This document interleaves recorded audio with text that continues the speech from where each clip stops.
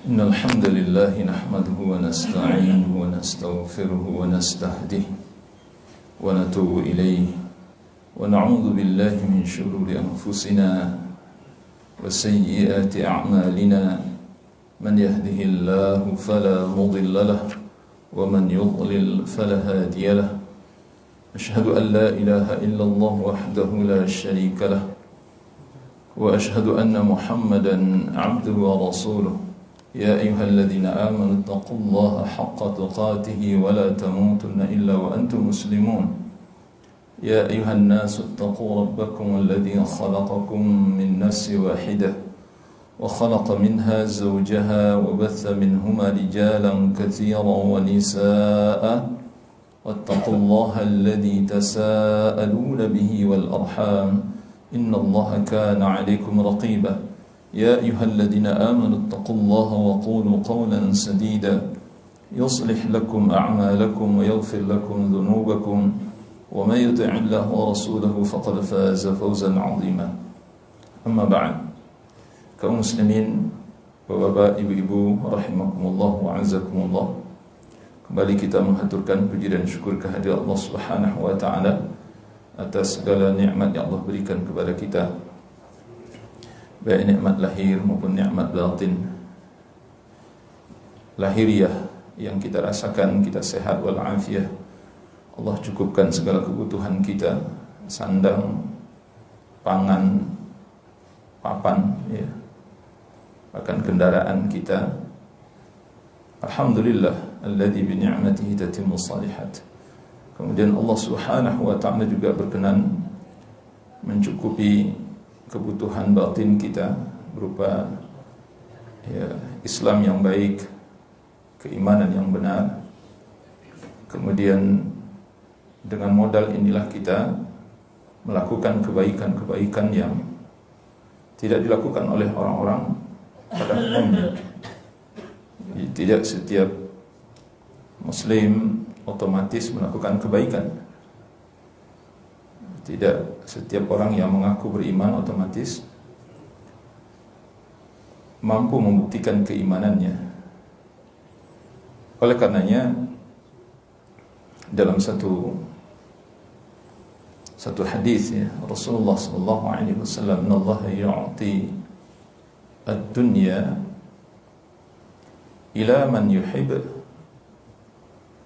wa ila man la yuhib." Allah memberikan dunia ini kepada orang yang Dia cintai dan kepada orang yang tidak Dia cintai. Bahkan dalam kehidupan nyata, orang-orang yang tidak dicintai oleh Allah lebih banyak diberikan dunia ini.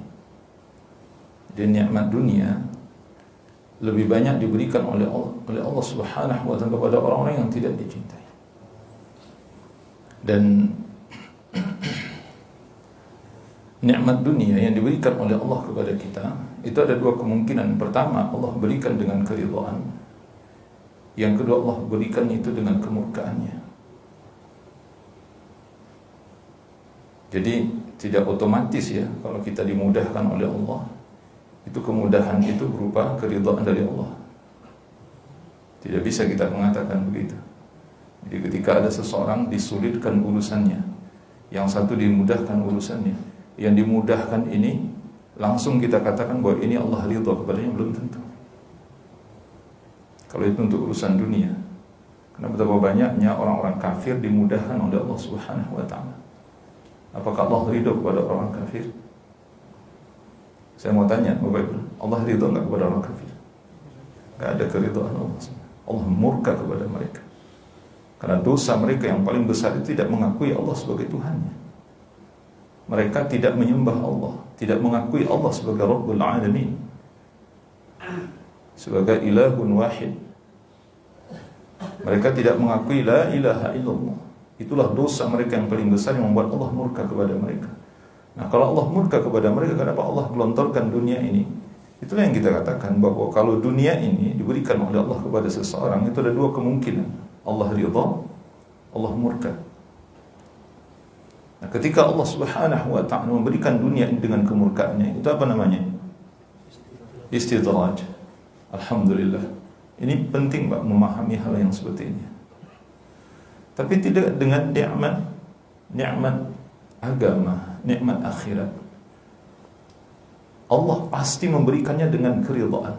Dan kepada orang yang dicintai oleh Allah Subhanahu wa ta'ala, Allah tidak pernah memberikan nikmat iman, nikmat agama yang benar, nikmat akhirat kepada orang yang dibenci oleh Allah. Enggak mungkin itu. Pasti kepada orang yang dicintai oleh Allah Subhanahu wa ta'ala, dan itu penuh keridhaan. Dengan keridhaan. Nah, itulah bedanya antara nikmat lahir dan nikmat batin. Itulah bedanya antara nikmat dunia dengan nikmat agama dan akhirat. Oleh karenanya Allah tidak memberikan kepada orang-orang pada umumnya. Jadi nikmat agama, baiknya Islam, baiknya keimanan seseorang itu tidak diberikan oleh Allah kepada sembarangan orang, tapi dipilih oleh Allah Subhanahu wa ta'ala. Kenapa? Karena Allah mencintainya, Allah ridho kepadanya. Semoga kita masuk ke dalam kategori hamba-hamba yang diridhai oleh Allah Subhanahu wa ta'ala, sehingga nikmat ini dilanggengkan oleh Allah sampai kita diwafatkan oleh Allah Subhanahu wa ta'ala. Salam dan salam untuk Nabi kita Muhammad sallallahu alaihi wasallam. Semoga Allah taala senantiasa mencurahkan kepada Nabi kita yang mulia, Nabi yang agung, Nabi Muhammad sallallahu alaihi wasallam, kepada keluarga beliau, para sahabat ridwanullah alaihim ajma'in.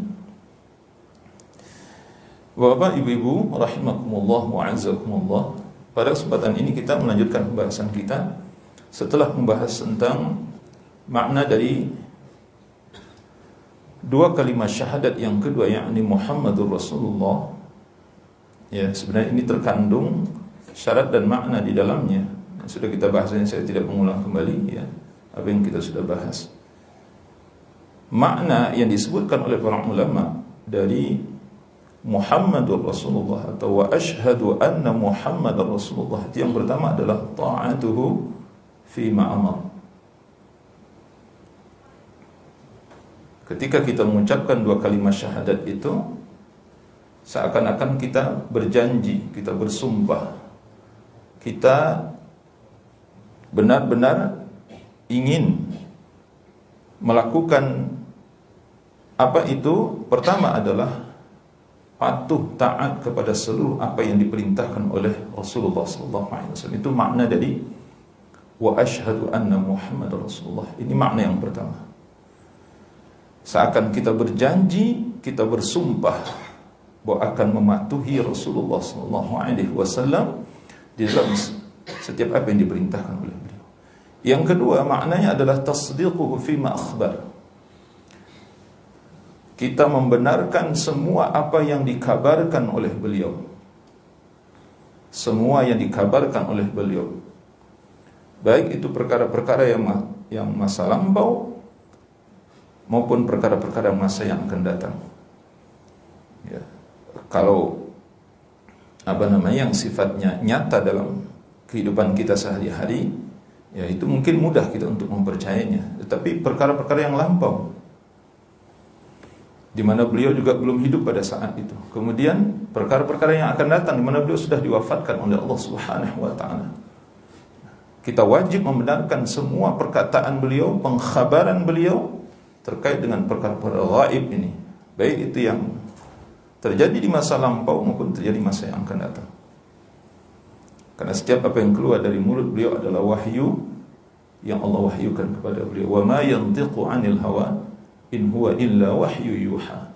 Dan tidaklah dia berbicara melainkan apa yang telah diwahyukan kepadanya. Wahyu yuha, wahyu yang telah diwahyukan kepadanya. Jadi apa yang keluar dari mulut Nabi terkait masalah agama ini, itu wajib kita meyakini semuanya adalah wahyu. Semuanya adalah wahyu. Nah, wujudnya wahyu itu adalah sunnah Nabi SAW. Yang pertama Al-Quran, yang kedua sunnah Nabi SAW. Kedua-duanya wahyu. Kemudian makna yang ketiga dari wa asyhadu anna Muhammadar Rasulullah ijtinabu ma naha anhu wa zajar. kita berjanji dan kita bersumpah untuk selalu menjauhi apa yang dilarang dan yang diingatkan oleh beliau. Itu makna wa asyhadu anna Muhammadar Rasulullah. Ini penting Bapak Ibu rahmati Allah. Jadi bukan hanya aku bersaksi bahwa Nabi Muhammad adalah utusan Allah. Apa itu maknanya? Apa itu maksudnya? Aku bersaksi bahwa Nabi Muhammad itu adalah utusan Allah. Apa makna? Ini yang kita bicarakan sekarang. Bahwa kita bersumpah dan berjanji akan selalu menjauhi setiap apa yang dilarang dan diperingatkan oleh beliau. Yang keempat, makna dari wa asyhadu anna Muhammad Rasulullah itu alla ya'budallaha illa bima syara'. Alla ya'budallaha illa bima syara'. Bahwa tidaklah seseorang beribadah kepada Allah melainkan dengan apa yang telah ditetapkan, yang telah disyariatkan oleh Rasulullah sallallahu alaihi wasallam. Nah, ini lebih khusus lagi terkait dengan apa? Dengan ibadah. Karena kita yakini dalam Islam tidak ada satu ibadah pun melainkan itu telah disyariatkan. Maka kita tidak boleh mengatakan satu amalan ini adalah ibadah kalau bukan apa yang telah disyariatkan oleh Rasulullah sallallahu alaihi wasallam. Illa bima syara', itu maksudnya kecuali apa yang telah dicontohkan, kecuali apa yang telah diamalkan, kecuali apa yang telah diperintahkan oleh Nabi sallallahu alaihi wasallam. Itu makna dari bima syara', illa bima syara'. Wa alla ya'budallaha illa bima syara'. Bahwa kita tidak beribadah kepada Allah melainkan dengan apa yang telah dicontohkan oleh beliau sallallahu alaihi wasallam. Sehingga tidak boleh ada penambahan di dalam amal ibadah yang kita lakukan, tidak boleh ada pengurangan di dalam amal ibadah yang kita lakukan, apalagi mendatangkan amalan baru. Jadi satu ibadah saja tidak boleh kita tambah. Ini ibadahnya udah ada sebenarnya, cuma kita tambah saja, itu nggak boleh. Atau ibadah ini kita kurangi sedikit, itu nggak boleh juga. Kenapa? Karena ini tidak mengikuti petunjuk yang seperti itu. Nah, ini saja tidak boleh, apalagi kita munculkan ibadah yang baru, yang sama sekali tidak ada asalnya dari Nabi SAW. Kita munculkan ini, kemudian kita katakan ini bagian dari ibadah. Nah, ini lebih besar lagi dosanya. Paham Bapak Ibu maksudnya? Jadi ada satu ibadah, ibadah ini dipoles-poles, dikasih aksesoris sehingga dia terlihat meriah. Ya. Tadinya ibadah ini biasa-biasa saja, tapi terlalu banyak aksesorisnya, akhirnya meriah banget nih ibadah ini. Nah, itu aja nggak boleh. Artinya, ini ibadahnya udah ada, tapi kemudian kita tambah-tambahin. Atau ibadah ini mungkin, ini terlalu ribet banget nih, kurangnya dikit. Kita rampingkan gitu maksudnya. Ya, terlalu berat banget nih ibadah, mungkin dikurangi sedikit. Nggak boleh. Nah, yang lebih besar lagi itu dosanya apa? Ibadah yang baru yang didatangkan, maksudnya tidak dicontohkan oleh Nabi SAW, tapi kemudian diadakan, dibikin ibadah ini, kemudian kita katakan bahwa ini bagian dari syariat. Bayangkan betapa besar dosanya. Bapak Ibu rahmati Allah. Yang berhak menetapkan ini ibadah, ini bukan ibadah, itu hanya Rasulullah SAW. Nah, ini harus kita pahami betul. Inilah makna wa asyhadu anna Muhammadar Rasulullah yang kita ucapkan. Asyhadu an la ilaha illallah wa asyhadu anna Muhammadar Rasulullah yang kita ucapkan sekurang-kurangnya berapa kali itu, Pak?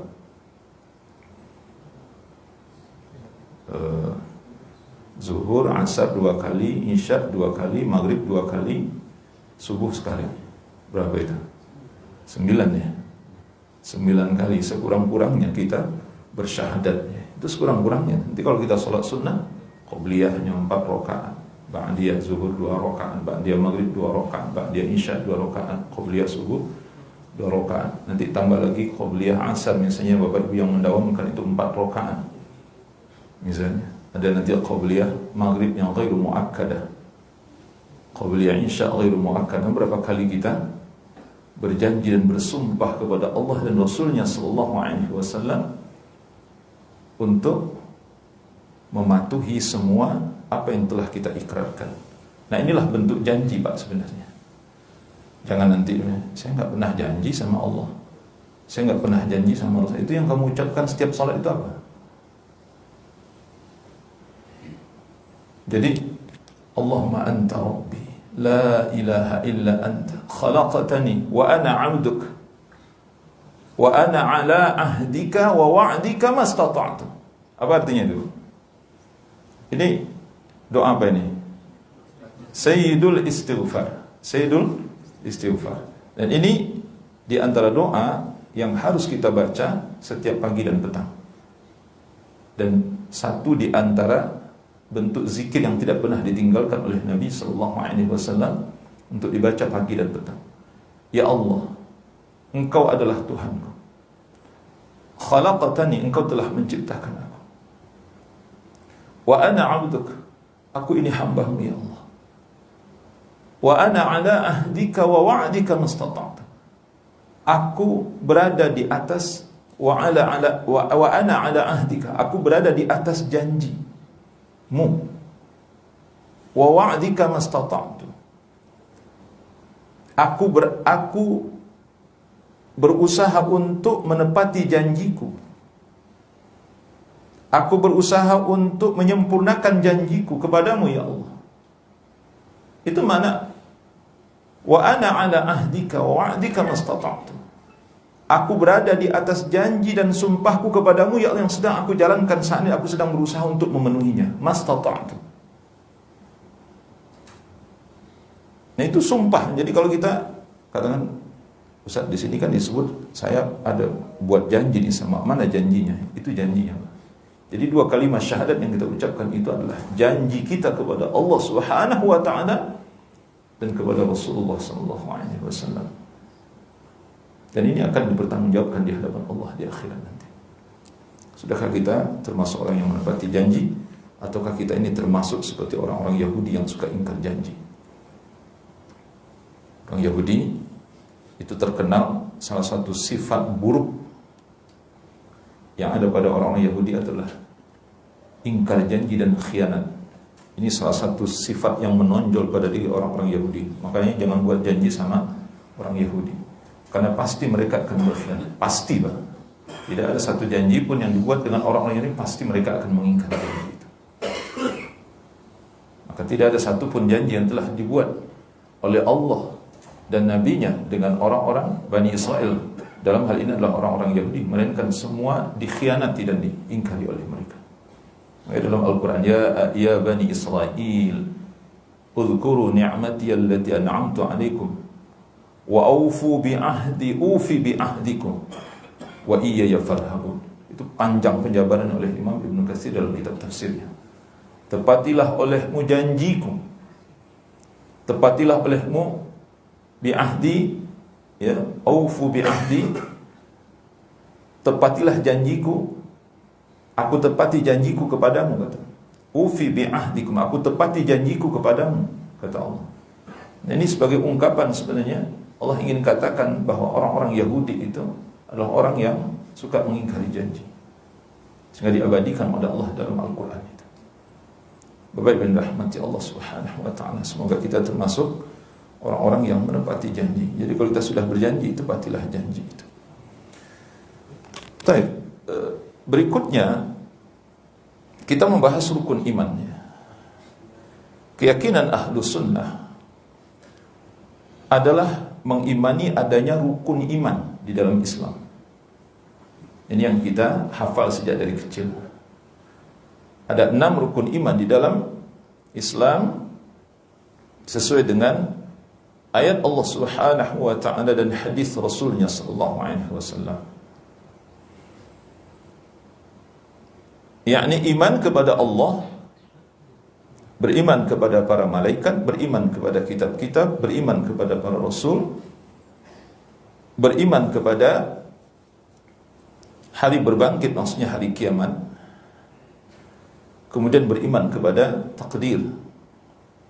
Apakah itu takdir baik ataupun takdir buruk? Allah Subhanahu wa ta'ala berfirman dalam surah Al-Baqarah ayat 177, "Laisal birra an tuwallu wujuhakum qibala al-masyriq wal maghrib, walakinnal birra man amana billahi wal yawmil akhir wal malaikati wal kitabi wan nabiyyin." Dan seterusnya, "Wa atal mala ala hubbihi dzil qurba wal yatama." Dan seterusnya. Bukanlah menghadapkan wajahmu ke arah timur dan barat itu suatu kebajikan.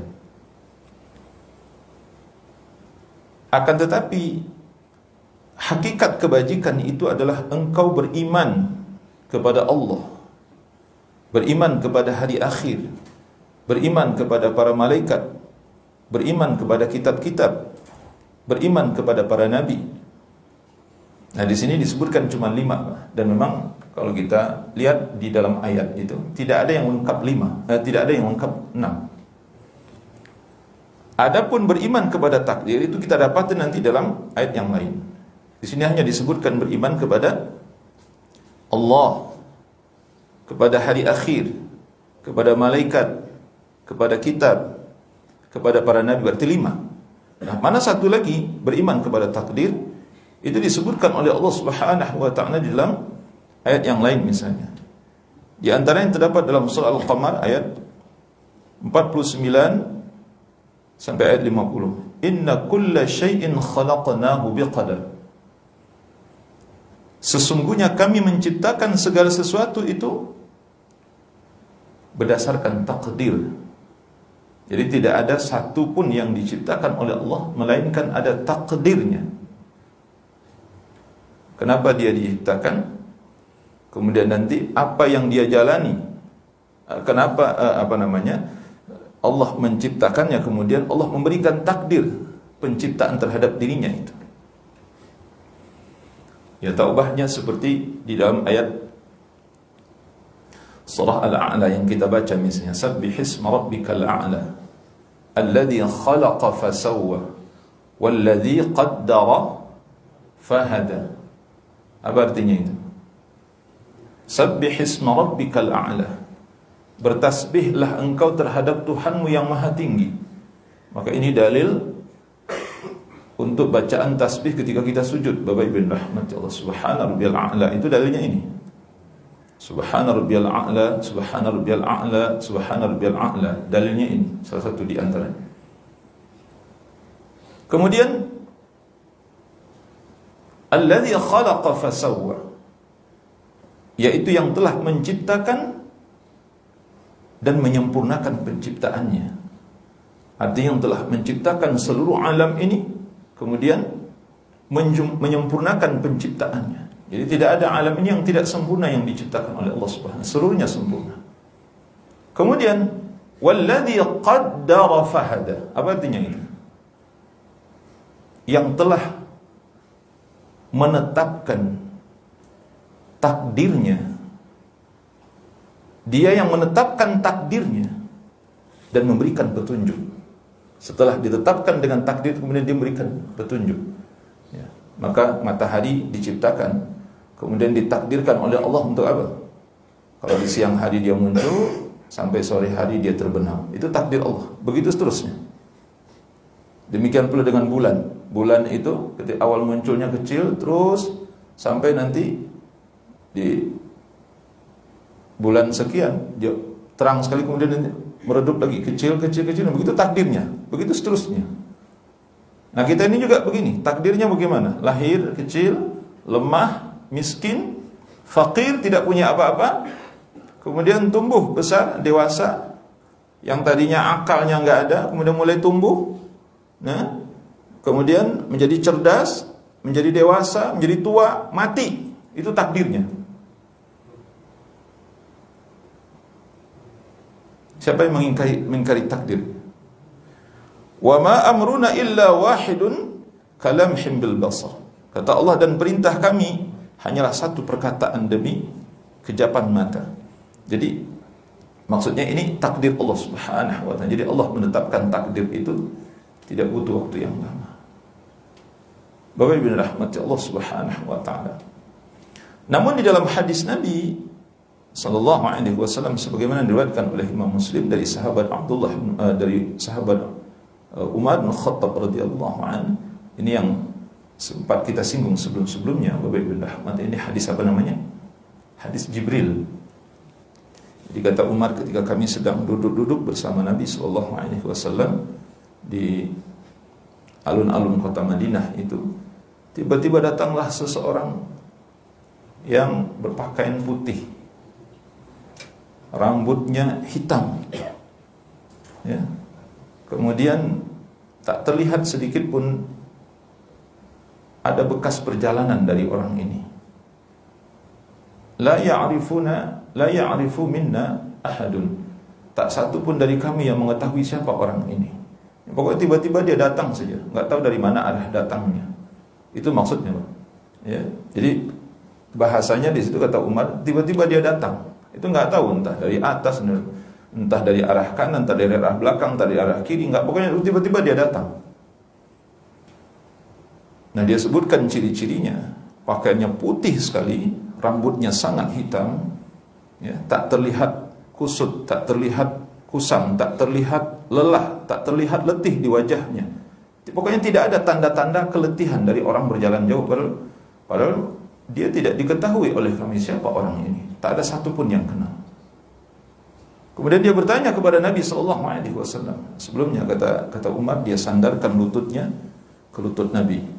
Kemudian beliau Jibril, ya, pada saat itu meletakkan tangan beliau ke paha Nabi sallallahu alaihi wasallam. Ini menurut Imam At-Tirmidzi rahimahullah.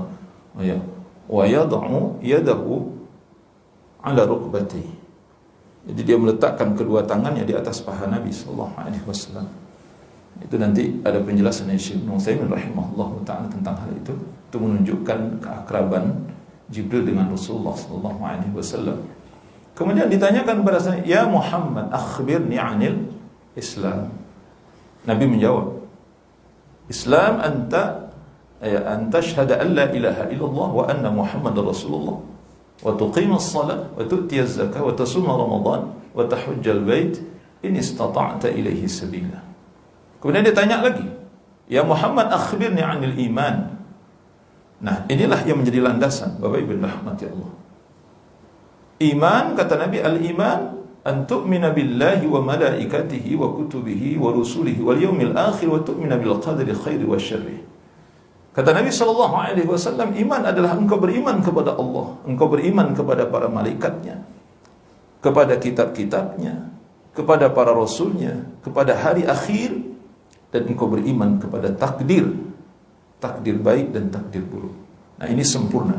Jadi kalau nanti Bapak Ibu misalnya mendapati ada orang yang tidak mau beriman kepada takdir, saya nggak mau beriman kepada takdir. Kenapa? Karena tidak ada dalam ayat.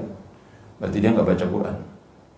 Atau dia baca Quran tapi dia tidak tahu, ya, di mana letak ayat tentang takdir itu. Bapak Ibu rahmati Allah subhanahu wa ta'ala. Yang kedua, pasti dia tidak baca hadis Nabi. Atau kalau dia baca hadis Nabi dan dia tahu hadis ini tapi dia tidak meyakini, berarti dia ingkar sunnah. Bapak Ibu rahmati Allah subhanahu wa ta'ala. Subhanallah, maha suci Allah. Jadi orang yang saya sebutkan ini, Bapak Ibu, ini ada manusianya gitu. Jadi dia tahu tapi tidak mengimani. Dia tahu dalilnya, ada dalil, tapi dia tidak meyakini dalil ini kebenarannya, sehingga dia tidak meyakini keimanan. Dia tidak meyakini sesuatu itu adalah sesuatu yang harus diimani, seperti beriman kepada takdir. Jadi di zaman sahabat Abdullah bin Umar radhiyallahu anhuma, itu beliau sampai bersumpah, demi Allah, ya, aku berlepas diri dari mereka, mereka berlepas diri dariku.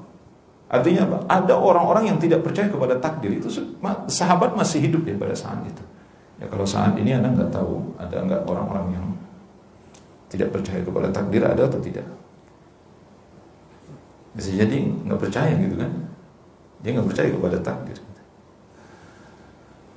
Bapak Ibu rahmati Allah subhanahu wa ta'ala, inilah yang disebut dengan rukun iman, ya. Inilah yang disebut dengan rukun iman. Maka rukun iman yang pertama adalah beriman kepada Allah subhanahu wa ta'ala, Ini mungkin akan kita jelaskan detailnya pada pertemuan yang akan datang. Beriman kepada Allah Subhanahu wa taala itu dibagi oleh para ulama kepada 4. Cara mengimani Allah itu ada 4. Pertama, al-iman bi wujudi. Mengimani Allah dengan wujudnya. Mengimani Allah dengan wujudnya. Jadi wujudnya Allah itu wajib kita imani. Ini yang pertama. Kalau di beberapa kitab tauhid yang untuk pelajari nanti itu tidak disebutkan wujud itu. Ini nanti kita temukan dalam syarah salah satu usul yang ditulis oleh Syekh Muhammad bin Shalih Al-Utsaimin rahimahullah taala. Syekh Muhammad bin Shalih Al-Utsaimin rahimahullah taala menyebutkan itu, beliau mulai dari, jadi mengimani Allah itu bagaimana kita mengimani wujudnya Allah Subhanahu wa taala. Artinya bagaimana kita harus percaya, meyakini bahwa Allah itu ada, itu maksudnya. Wujudihi, wujuduhu, keberadaan Allah. Allah itu ada atau tidak? Ada. Nah, bagaimana cara kita mengetahui Allah itu ada? Itu kata beliau ada 3 syaratnya. Yang pertama, melalui dalil-dalil syar'i dari Al-Quran dan hadis. Allah Subhanahu wa ta'ala itu ada, benar-benar ada. Kemudian yang ketiga, kata beliau,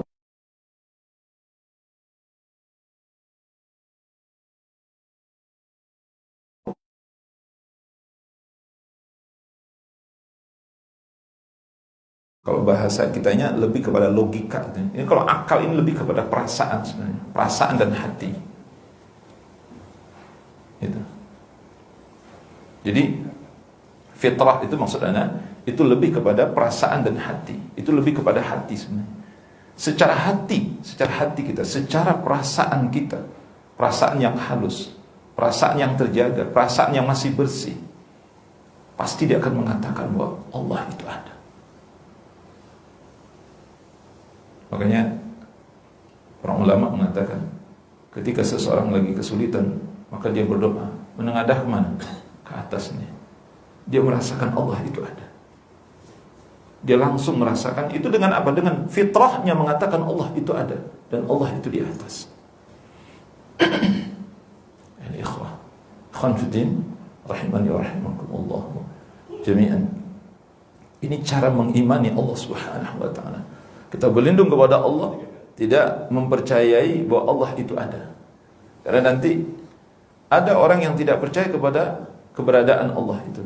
Ya kalau Allah itu ada, berarti dia sama dengan makhluk. Subhanallah. Nanti akan kita bahas dalam pembahasan asma wa sifat. Yang kedua, cara mengimani Allah itu adalah mengimani rububiyahnya. Mengimani rububiyahnya Allah Subhanahu wa taala. Apa maksudnya itu? Mempercayai bahwa Allah Subhanahu wa taala memiliki kekuasaan tanpa batas. Allah memiliki kekuasaan dan keinginan serta ilmu tanpa batas. Seperti Allah menciptakan, Allah yang mengatur, Allah yang memberi rezeki, Allah yang menghidupkan, Allah yang mematikan, Allah yang menyelamatkan. Tidak boleh ada keyakinan kepada selain Allah. Apa yang kita sebutkan tadi, tidak boleh ada keyakinan kepada selain Allah. Siapa yang meyakini bahwa ada yang mengatur alam ini selain dari Allah, maka dia telah melakukan kesyirikan. Siapa yang meyakini bahwa ada yang menghidupkan dan mematikan selain dari Allah, maka dia telah melakukan kesyirikan. Siapa yang meyakini bahwa ada yang bisa memberikan rezeki selain dari Allah, maka dia telah melakukan kesyirikan. Rusak akidah rububiyahnya kepada Allah Subhanahu wa taala. Nanti akan kita bahas secara terperinci insyaallah. Kemudian yang ketiga, cara mengimani Allah Subhanahu wa taala itu dengan mengimani uluhiyahnya. Apa itu uluhiyah? Mengimani Allah Subhanahu wa taala bahwa tidak ada yang berhak untuk diibadahi kecuali hanya Allah Subhanahu wa taala. Itu namanya uluhiyah, Pak. La ilaha terambil dari kata-kata itu. La ilaha ilahun ma'luh uluhiyah. Artinya yang disembah. Tidak ada hak penyembahan yang boleh diberikan kepada sesuatu kecuali hanya kepada Allah Subhanahu wa taala. Itu yang disebut dengan mengimani Allah, bahwa dialah zat satu-satunya yang berhak untuk mendapatkan penyembahan, peribadatan. Maka ini disebut dengan apa? Akidah atau tauhid uluhiyah. Maka kalau ada yang beribadah kepada selain Allah Subhanahu wa taala, berarti dia telah melakukan kesyirikan dan kafir. Syirik dan kafir. Bapak bin rahmati Allah Subhanahu wa taala. Kemudian yang terakhir, cara mengimani Allah Subhanahu wa taala yang terakhir adalah mengimani asma wa sifatnya. Mengimani asma wa sifat Allah Subhanahu wa taala dengan keyakinan yang sempurna. Enggak boleh ada keraguan sedikit pun bahwa Allah Subhanahu wa taala memiliki nama-nama yang sempurna dan memiliki sifat-sifat yang maha tinggi dan sempurna. Walillahil asmaul husna fad'uhu biha wa dharul ladzina yulhiduna fi asma'ihi. Kata Allah Subhanahu wa taala dalam surah Al-A'raf ayat 180. Walillahil asmaul husna, hanya milik Allah lah nama-nama yang sempurna.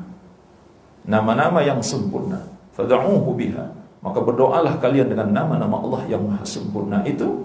Wa dharul ladzina yulhiduna fi asma'ihi, dan tinggalkan orang-orang yang menyimpang di dalam menafsirkan, di dalam memahami dan meyakini nama-nama Allah Subhanahu wa taala ini. Nah, disinilah nanti letak tauhid kita kepada Allah Subhanahu wa taala, benar atau tidak itu. Salah satu di antaranya adalah benar atau tidak keyakinan kita terhadap nama-nama dan sifat-sifat Allah yang maha sempurna itu.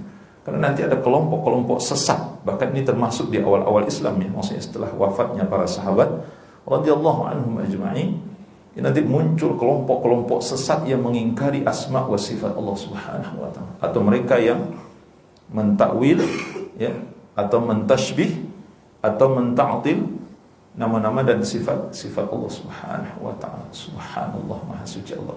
Padahal Allah telah menetapkan untuk dirinya ada nama-nama yang sempurna.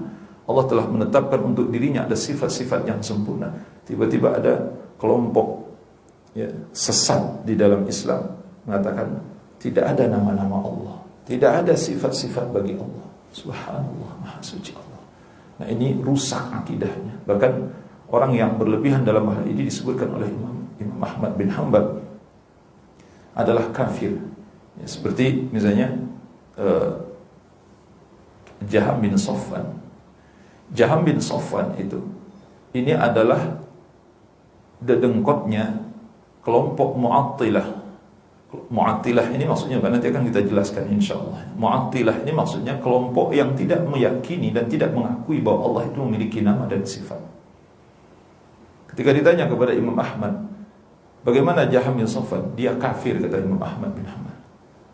Karena dia tidak mengakui dan tidak mengimani nama-nama dan sifat-sifat bagi Allah Subhanahu wa taala. Dia menta'til, dia menghapuskan dan menafikan seluruh nama dan sifat bagi Allah Subhanahu wa taala.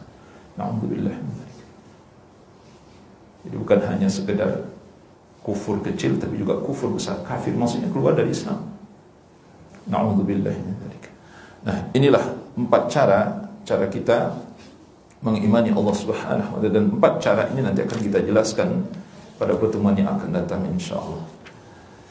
Tapi Bapak Ibu rahmati Allah Subhanahu wa taala, ini sudah mulai masuk pembahasan kita ini agak sedikit seriusnya. Kalau Bapak Ibu kalau dituntut serius nanti kepala agak sedikit hangat itu biasanya. Jadi agak panas itu kepala itu biasanya kalau memang kalau belajar akidah ini Bapak Ibu rahmati Allah memang serius nih. Kalau Bapak Ibu nggak serius nggak paham, pasti nggak paham. Saya pastikan nggak paham. Jadi harus serius belajar ini, serius belajar. Ya, sebenarnya semua pelajaran kan harus serius ya. Kalau kita nggak serius ya nggak paham kita, pasti. Tapi ada pertanyaan sebelum kita tutup. Fadhal, silakan. Ya, silakan Pak. Waalaikumsalam. Silakan Pak.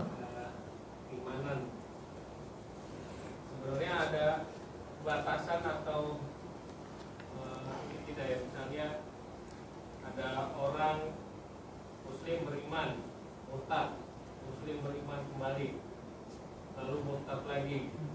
Ada batasannya nggak itu Pak Ustaz? Atau harus kita apakan orang semacam ini Pak Ustaz? Waalaikumsalam. Secara khusus tidak ada ya. Tidak ada sebenarnya. Muslim, ya. Habis itu dia murtad dari Islam. Sudah gitu, entah kenapa mungkin ada yang pengaruhnya masuk lagi Islam. Sudah gitu, mungkin entah kenapa ada yang pengaruhnya keluar lagi dari Islam. Habis itu masuk lagi Islam. Apakah model Islam ini diterima atau tidak? Benar. Nah, saya mau tanya, diterima atau tidak? Jawabannya wallahu a'lam. Itu yang pertama.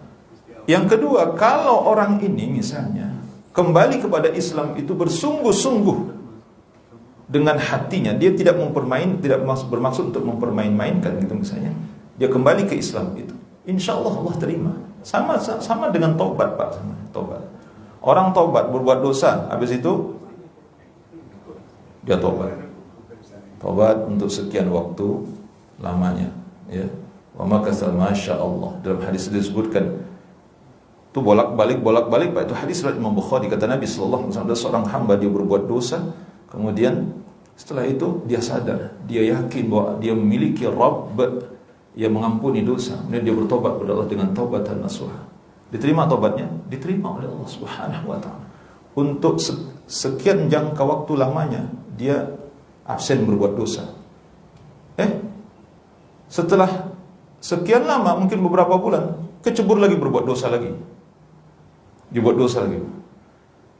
Setelah itu dia sadar lagi, insaf, dia bertobat pada Allah dengan taubatan nasuha. Diterima atau tidak tobatnya? Diterima tobatnya. Rasulullah sampaikan di situ. Ada hadisnya sahih. Yang penting dia tidak bermain-main bertobat, itu maksudnya. Sungguh-sungguh bertobat. Tetapi selama dia bertobat itu, dia memperbaiki diri itu, ya mungkin terus baik ya baik. Tapi satu saat kecebur lagi berbuat dosa, buat dosa lagi gitu.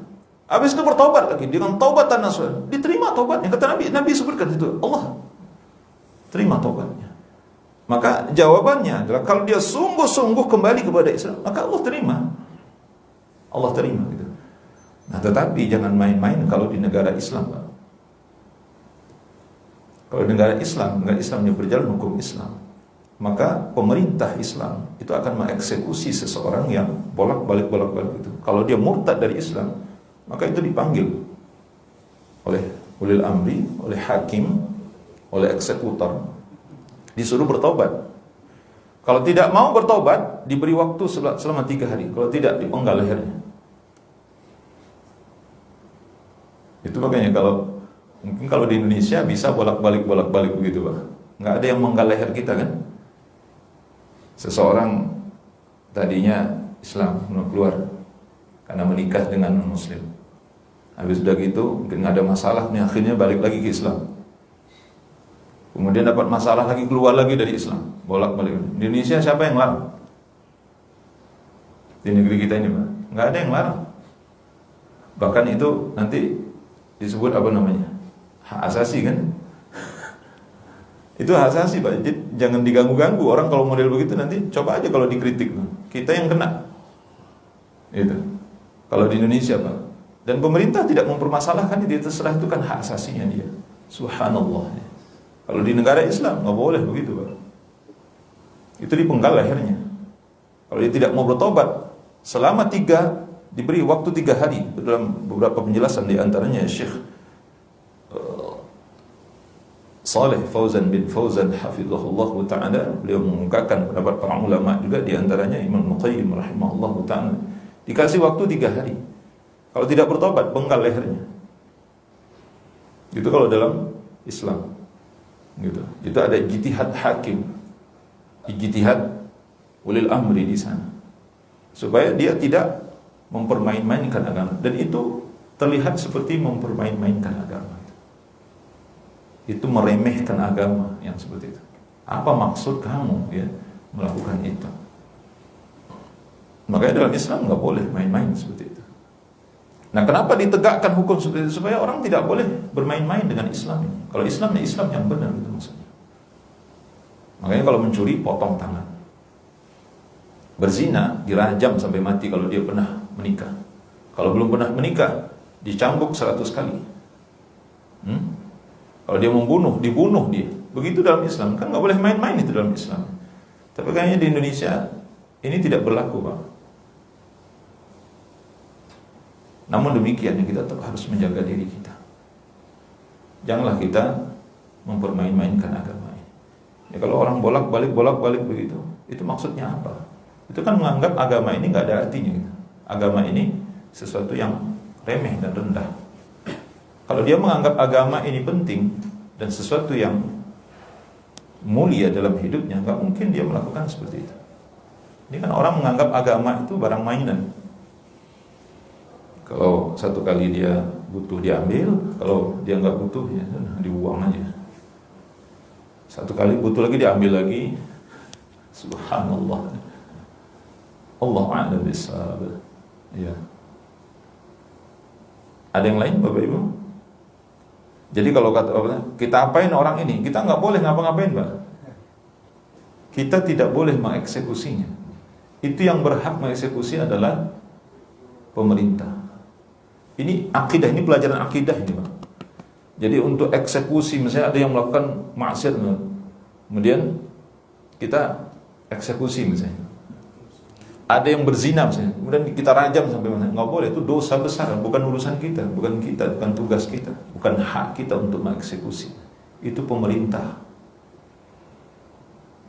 Ini koruptor, kita potong dia tangannya, kita stop mobilnya, kita gergaji tangannya, kita potong tangannya gitu. Kenapa dipotong tangannya? Orang ini telah mencuri, kita terapkan hukum Islam. Bukan kamu yang menjalankan, itu pemerintah. Nah, pemerintah tidak menjalankan itu, ya sudah, itu urusan mereka dengan Allah Subhanahu wa taala. Paham Bapak Ibu? Jadi kalau urusan mengeksekusi hukum itu bukan urusan kita. Kita rakyat ini bukan urusan kita. Nah, kalau seandainya hukum Islam tidak dijalankan, itu urusan pemerintah dengan Allah Subhanahu wa taala. Urusan pemerintah dengan Allah Subhanahu wa taala. Bukan urusan kita. Allahu a'lam bishawab. Ya. Ya, kita tetap nasihatilah, kalau dia tetangga kita, nasihati kita. Jangan begitu dong, Pak. Ya. Kasihani diri kamu. Ya, jangan kasihani agama ini, kamu kasihani diri kamu sendiri gitu. Karena memang fenomena yang Bapak sebutkan itu lumayan banyak terjadi di tengah-tengah kita. Ya. Makanya nanti dalam satu keluarga, bapaknya Islam, ibunya Kristen, nanti anaknya apa? Nanti yang paling bontot itu ateis, nggak ngakui, nggak ada satu keyakinan. Nah, bingung dia, bapaknya ini, ibunya ini, kakaknya ini, bingung saya katanya, sudah saya nggak usah beragama. Subhanallah, Maha Suci Allah. Itu yang terjadi. Allahu a'lam bishawab. Ya, mudah-mudahan bisa difahami. Ya. Ada pertanyaan lain Bapak Ibu? Cukup ya, Alhamdulillah. Ini pelajaran kita pada siang ini, semoga bermanfaat. InsyaAllah pada pertemuan yang akan datang kita akan bahas, Pak, bagian-bagian yang kita jelaskan tadi di dalam mengimani Allah Subhanahu wa ta'ala. Wassallallahu ala nabiyina Muhammad wa ala alihi washabbihi wa sallama tasliman katsira. Subhanakallahumma wa bihamdika, asyhadu an la ilaha illa anta, astaghfiruka wa atubu ilaik. Assalamualaikum warahmatullahi wabarakatuh.